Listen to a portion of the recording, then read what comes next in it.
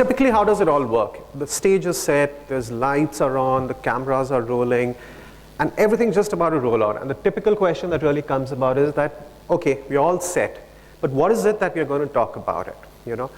And what we at Times Internet really believe in is that we really need to be where the future is. And this, to use a sports analogy, is to be, to be skating where the puck is, We need to be there where the future is going to be. We need to be one step ahead of what the consumers are wanting so that we can drive successes not only for ourselves but also for a brand. It's, to use another analogy, is that, we don't want to be in a scenario where we're talking about white papers and it's 2015 and white papers kind of like died about 100 years back. So the way we've looked at this thing is that there are two ways essentially of making an impact. And the first is essentially, what is it that you say, which is driven by your marketing challenges, the insights that are really coming about from your marketing challenges, and how is it that we say it. Now, how is defined by two broad parameters. Obviously, it's defined by how creatively we're able to put a message across. And creativity, at the end of the day, is the ultimate bellwether to drive the success of a campaign. But it also depends pretty critically now on the medium that you use to tell the story. So since we all love mathematics, we kind of like put a really simple twist to this whole story. So what we said is, to be effective, you need a combination of being useful and also being intriguing. The success is obviously dependent on how we multiply the two together, in the sense of how we actually mash usefulness with intriguing to create the winning combination. And obviously, you need the multiplication to work to create a multiplier effect. And needless to say, if either of them are not there, then you're going to have a situation where your ad's not going to be as effective as what it would have been. So therefore, how do we tell our stories is that we need to be compelling and insightful. And we need the whole maths to be taken in the useful and the intriguing space and take it forward. So before we do that, just wanted to spend some time to talk to you guys a little bit about Times Internet. Now, obviously, we're the digital arm of the BCCL group, and it's the largest media and the entertainment group in India. We've been in existence for over 175 years. But being the digital arm does not mean that we only do Times of India and Economic Times, which are the two heritage brands that we have. We have over 22 digital-facing businesses. We have, obviously, the heritage brands as Times of India and Economic Times, which have done really well.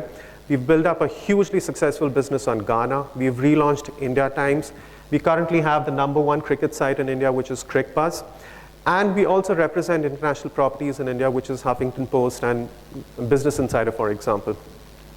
Cumulatively, this gives us about 150 million visitors, and about 2 billion page views every month across web and mobile. So pretty much, we are the largest Indian publisher, and we are larger than anybody else by a long margin. So this essentially makes us the right publisher. It makes us the one with the right strategy. It makes us the one with reaching out to the right audience, and most importantly, at the right time. So coming together to talk about the story, the work that we had done with GE Healthcare. And I remember the MC had done a pop quiz, before she'd started off, and essentially the questions were coffee, and typically everybody answered Starbucks, and there was Nike, and then there was McDonald's. So GE is a company that all of us have worked with. It's one of the oldest companies in the world. It's a gold standard in terms of branding. But obviously, like all companies, GE also had its issues. And one of the critical issues that they had was in the healthcare space. They really wanted to be positioned as the thought leaders. This was a lacuna that they felt that was there within the brand that they needed to work with. And so they came to us with a brief to say is that how is it that we can partner with you to be a thought leader in the healthcare space and essentially engage effectively with the CXOs and the key opinion leaders. So our story to them was not to create a microsite. It wasn't to create a dump of all the stuff that GE wanted to talk about. So essentially what we created for them was an ethealthworld.com site. This was a site which brought together the editorial abilities and the heritage of Economic Times and the gold standard in terms of healthcare practices which GE wanted to talk about. So it wasn't a site, it was a site where it wasn't just an ordinary microsite, it was a site which brought the whole content alive. It had health files, which are blogs by industry experts. It had expert speak, where you had the leading people from the key opinion leaders talking about it. It had television site, so it had videos and interviews of the healthcare professionals were done. And obviously, all of this was brought together and magnified by the social analytics and obviously the data and the reporting. So in principle, it seems like a winner in the sense that, we brought together two golden brands. We've got Economic Times and we've got GE. But what really transpired across that? So coming back to the formula that we had, obviously we wanted to create something that was useful. So there was engaging content. It was obviously intriguing because it was said in a way in which we had bought the editorials.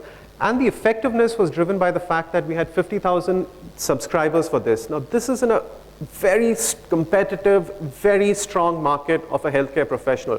To get 50,000 new subscribers to the site was a Herculean task, but we managed to achieve that with them. In terms of the other success parameters, we had 50,000 subscribers to the daily magazine with a 10% open rate. We had 125K subscribers coming onto the site every day, and exclusively 40,000 healthcare subscribers are coming onto the site every day. This is a snapshot in terms of who are the subscribers. So you had all the leading hospitals. So there was Apollo, there was Fortis, there was All India Medical, Medanta. All the specialists were split up across the different categories. So you had oncologists and all the other different types of doctors. You had medical colleges. You had diagnostic centers.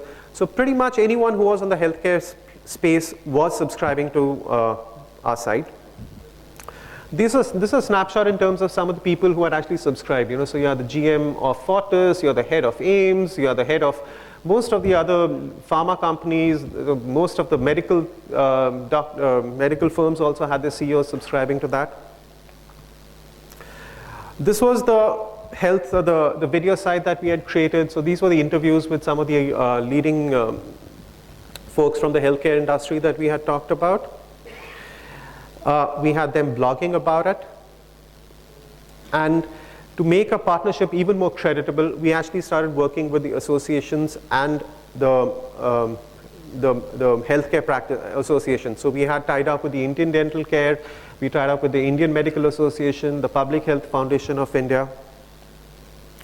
And to top it all, we had the launch with the minister launching it. The launch was followed by a webinar where we had live industry, we had a panel of all the leading luminaries there. This is a snapshot in terms of how the site really looked at. So this is the site that we had. This was a part of the widget that we had created for GE on the site. And this is a snapshot of the daily newsletter that we had done. We not only stopped at that, but to keep our content alive and to create more content, we actually had a series of live panel discussions across the year. So on Women's Day, on Cancer Day, Making Healthier India, live panel discussion that was there. So all the time, the whole emphasis was to create new content so that our site could look refreshed and updated. Obviously, we had to have a social media twist to it. So this was with the promotions that we had done on Facebook and Twitter. Being part of the BCCL group, I think where we bought the whole campaign alive was a 360 campaign that we did. So we had print ads which were driven across Times of India and Economic Times. And so it was a project that worked extremely successfully. And the proof of the pudding was the fact that actually GE's renewed the contract with us for the last 2 years, and they're going to plan, and we're working on them to renew it one more time.